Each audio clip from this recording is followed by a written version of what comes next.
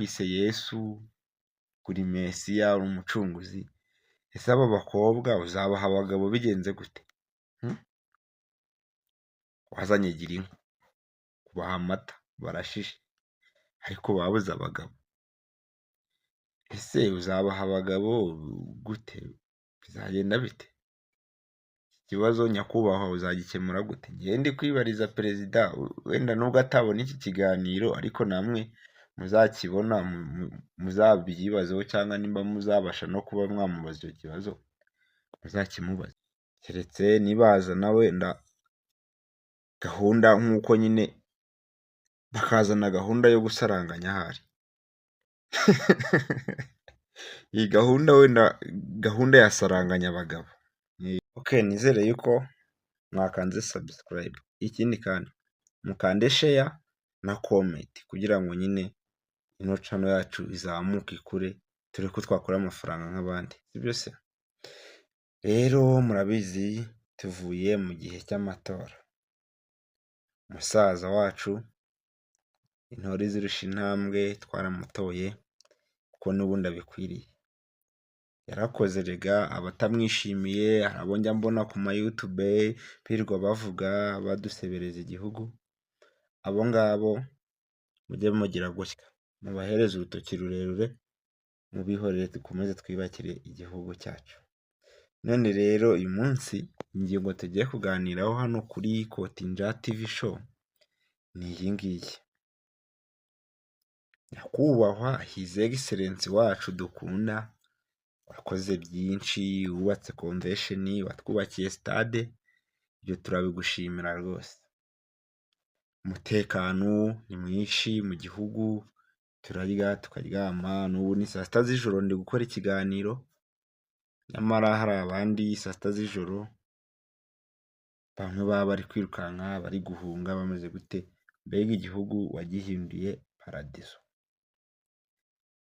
Abagore bashiki bacu bahaye ijambo, bahaye ijambo, uburinganire ni bwose, ibintu ni amahoro.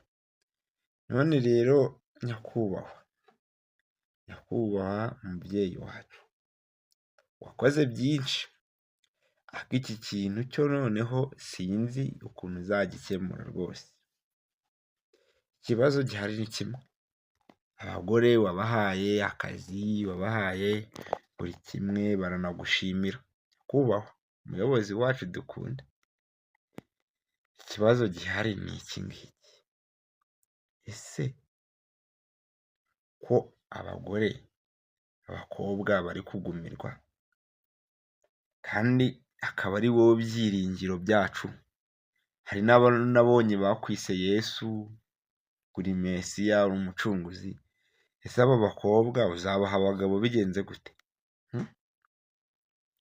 Wazanye gira inka, kubaha amata barashishe, ariko babuze abagabo. Ese uzabaha abagabo gute? Bizagenda bite? Ikibazo nyakubahwa uzagikemura gute? Ngiye ndi kwibariza perezida, wenda nubwo atabona iki kiganiro, ariko namwe muzakibona muzabyibazeho, cyangwa nimba muzabasha no kuba mwamubaza icyo kibazo muzakimubaza. Kuko umunsi wa none uragenda wajya no kwa muganga, mu bantu babyaye 80% havuka abakobwa, abahungu ni 20%. Ese inda z'abahungu ntabwo zigifata? Byagenze bite? Nyamuneka rega, nubwo ndi guseka birababaje, ntabwo ari ibintu byoroshye. Ubu rero magingo aya ngaya rwose njyewe ntabwo ngiye kuvugira perezida, kuko iki kibazo niwe uzagisubiza nyine uburyo ki bashiki bacu azabashakira abagabo.